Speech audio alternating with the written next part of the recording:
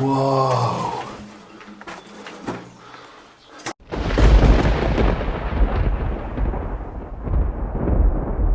Former RAF base from the Second World War. Now, there was a bit of confusion with this because we've been before. We came here last week, and we was confused because inside there's some ammunition or ammunition casings, but they're from the 1950s, so it threw us off a bit. But we think this is just from a collector or an enthusiast. This operations block closed in 1945 and fell into disuse. The ammunition boxes and cases are from the mid-1950s onwards. It is unlikely that the MOD would have placed these here. This is the site of the former Royal Air Force, Kelstern, in Lincolnshire, opening on the 20th of September 1943 as a satellite of RAF Binbrook. A future ALW Exploration video will go into greater detail of this RAF station. The purpose of this video is to investigate the curious brick complex in the tree line shown in this drone footage. Filmed over 2 recent visits to collate the footage and evidence, we investigate the military content inside.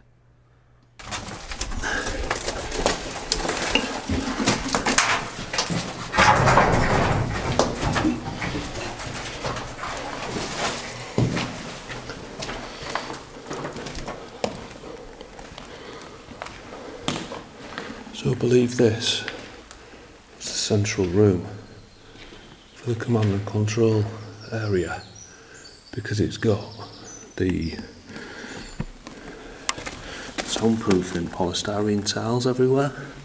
They're all over the ceiling, and they were on the wall, but they were only on the wall up to halfway, and they stopped. So we think this had a big map on it, on this wall here, and then they had the operators with the sticks moving things around, and then that would have been the commanding officer's area up there on that plinth. But it's all air conditioned, it's all had electric lighting, and it's all from the Second World War era. Now, through here we've got more air conditioning. All the ducting went through to a plant room in there. Just in these rooms here,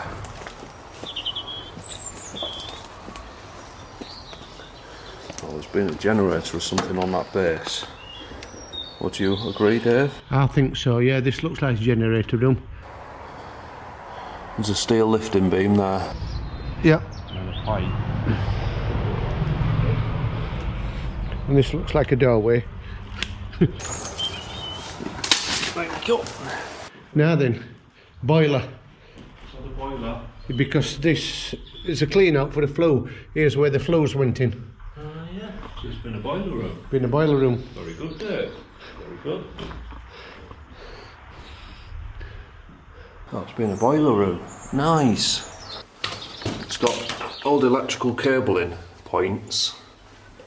As our investigation into this building continued, it was becoming clear that heating for comfort and cooling for large electrical equipment was required. Oh, ventilation. Yeah. That's some serious ventilation, that. That is some serious ventilation. This is what makes me believe this was some sort of radar room. This is the filters for chemical weapons. So this has been cold water. You can see the filter cartridges there, yeah? So that's the filter membrane, a bit like what's on a gas mask, just a larger version to clean a room. We've seen an air handling unit like this at Church Fenton. Oh wow. Air handling unit. Yeah. So there'd have been a big filtration unit in here. There, look. And there's That's really interesting to see. So that's been to clean a lot of air. But for what? Because this is reinforced. Yeah, big beams. I thought they were lifting beams. Lincoln concrete roof. And that is like the air conditioning. Yeah. Like at previous Air Force bases, they used to have a 2-stage natural vent system. Fuse box. And there's lots of plinths on the floor for equipment. Moving round here, we'll catch Dave up.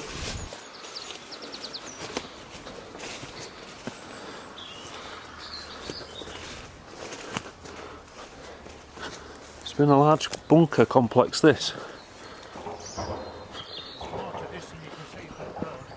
Yes. Yeah, I didn't see all this last time. And then there's that over there. We found this building to be a standby set house, meaning a standby electrical generator and ancillaries were on alert for a local power cut. This was to supply backup electrical energy to the control tower, runway lighting and operations block. We didn't enter this area due to livestock using the building for shelter. The standby set houses are a common feature at RAF bases and remain an important part of the continual operational capability of the frontline aviation command and control. So, that to me looks like the entrance. It does. So I think we need to go back round the building and get down that side there. Yes, definitely, because that looks like a pit. It is. The pit of doom. We can try and climb through it if you want, but Nah, I'll go around easier. and try and get in there. Yes. It's a big building. It is a big building. Yeah, there's another air duct there. Look at all this ventilation. And it's had electrical lighting again. And it's got the lime paint on the wall. Lime paint. So this was definitely wartime. It's pretty much World War II. Now, where we started getting thrown is this cardboard packaging is too new. That's too modern. And these boxes, from our research, MMP in Germany has researched these boxes. These weren't produced until the 1950s. But this Air Force base closed in 1946. So we think the boxes that I'm going to show you in the next room were from an enthusiast who's either boxing ammunition up or just making like dummy boxes up for sale. And it's through here. This room is full of ammunition boxes. Yeah, you can see it's from 106mm, this one, and it's Royal Ordnance Factory, Melton Mowbray. Look at them stalactites.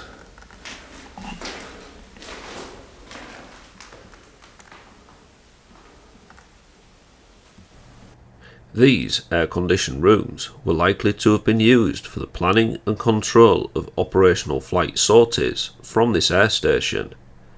The Dowding system, born for the Royal Air Force and the world's first wide-area, interlinked ground-controlled air search radar system, which scanned the airspace across the United Kingdom, was highly likely the reason these rooms were fitted with air conditioning. The analogue control gear, including electrical valves and transformers, created a great deal of heat, and they needed to be well ventilated to ensure the continual operational capability. The Dowding system collated information from the chain home radar stations and the Royal Observer Corps to build a single image of the entire UK airspace and direct fighter interceptor aircraft and anti-aircraft artillery at the enemy targets identified. This system of defence was put into use just before the start of the Second World War and was decisive in the success during the Battle of Britain. Just trying to work out what this room would have been for, because there's like a stone bench all the way around. Looks like there would have been a pot sink there that's been pinched, because this would have been the waste pipe from that sink that goes off. There's a clean out at the end there and that goes through the wall. But these workbenches have got mountings for fire extinguishers on the legs. So whatever they were doing on this bench, they needed to have fire extinguishers handy. So we've got some Royal Ordnance Factory Radware Green 30mm empty shell. So these are practice rounds. You open the box and it's just full of them, just full of rounds. 1963. Boxes and boxes of them.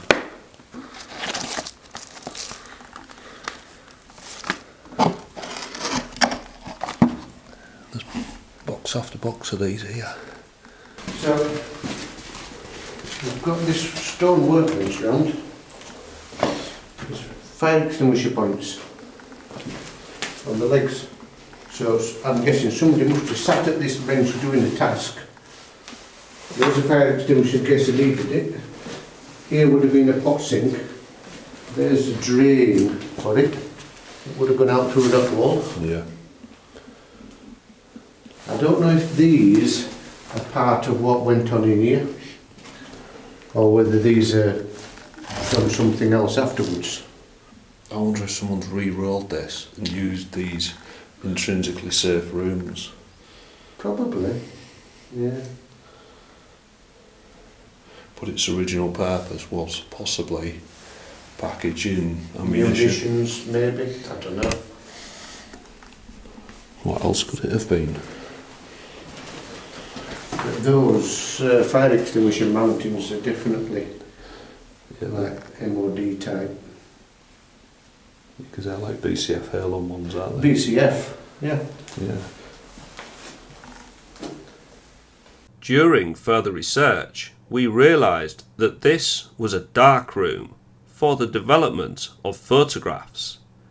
The images processed in this area would have been of the enemy, the Axis powers, and the intelligence gathered from them during photographic reconnaissance missions in top secrecy. That's some new modern fitting, isn't it? A more modern fitting mounted on the old original World War II electrics. So it's got the newer cable, the newer rubber cable, and then it's got the old cloth cable above. So it's definitely been re-rolled, but it's had a very vital role before that.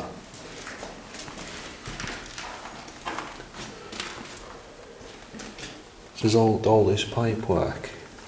Was this cold water pipework, do you think, or? Was that? No, that would be the heating pipework, because there's actually a thermometer on it there to tell you how warm it was. Yeah, this again says munitions to me, to keep things at an optimum temperature. Around this side here, the thermometer's still in. So it's got heating and cooling in one room.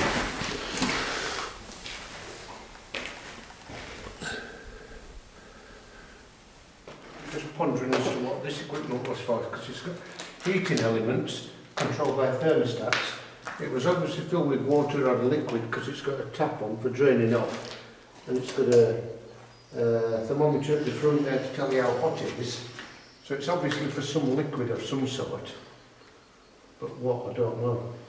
And it's from that era, isn't it? It's well old, isn't it? You know. So if you know, please leave a comment if you know what this was for. It's like got trays in it. So there's a little There's a little cover for it. No, no.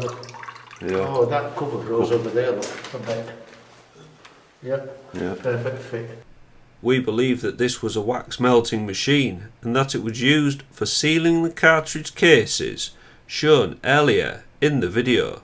It got up to 200 degrees centigrade, potentially.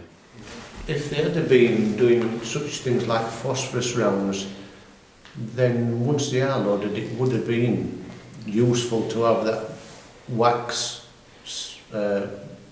melter there to seal the cartridge cases. Yeah, you don't want to You spark. don't want any moisture or anything getting into them, or air or whatever. No. For those that don't know, white phosphorus it's a powder that ignites, but it sticks to any surface and burns. So it's very good in hand grenades, and they also use it as part of tracer rounds as well. I don't know why they wouldn't do that at the munition factory. I don't know why they need to do it here. It's puzzling me somewhat. It's a puzzle. So it's either been an enthusiast after the war, or this is all from the war and it's just been left. Because we are in a very remote location, aren't we? Very remote. Very remote, and I don't think anyone's ever bothered here.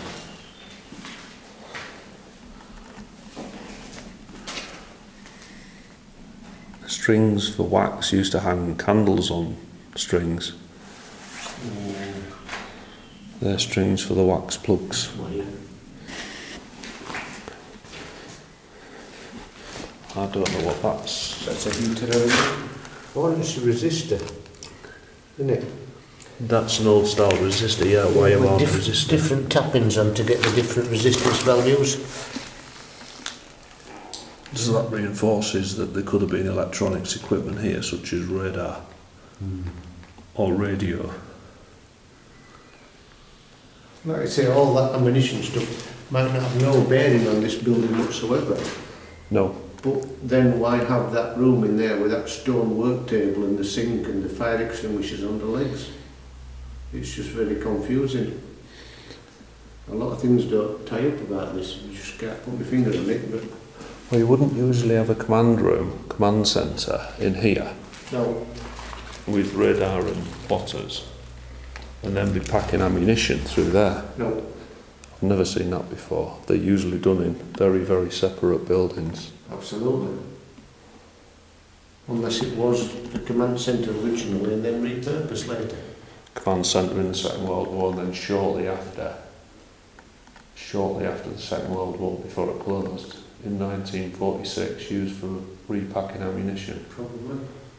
Yeah. For training. That could be what happened here. Puzzling. It's a puzzling place.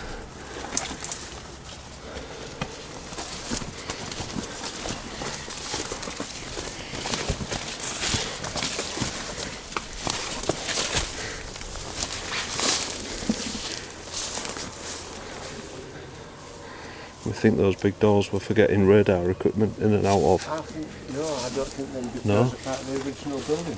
They were added after. They've been added after, looking at the brickwork where that RSJ goes in there. Yeah. That's been added after as that to be made into a farm building.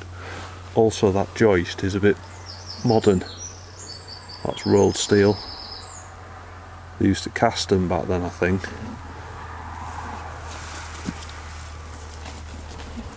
You see, if that was made when it was built, the edges of those chopped off bricks wouldn't be rendered. No. There'd just be a corner. There'd be a brick pillar. Yeah. There's no brick pillar. Oh. Yeah, I think you're on it, Dave.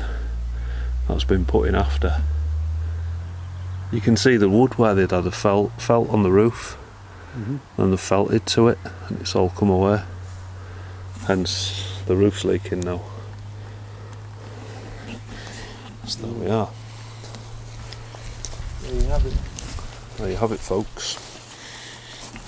Another golden gem. Dave, news at 10, somewhere in the east of England. Yes. Well, I'm a bit more east than I was when I started. You are. I am. And a bit more south. Southeast. Southeast. Yeah. And well, that was Dave giving an explanation there. And I'm Andy from ALW Exploration. If you haven't already, please subscribe to the channel. And we'll see you every Tuesday and Thursday at 8 PM with new content. Thank you so much for watching. Bye bye. Looking over my shoulder, looking back at your door.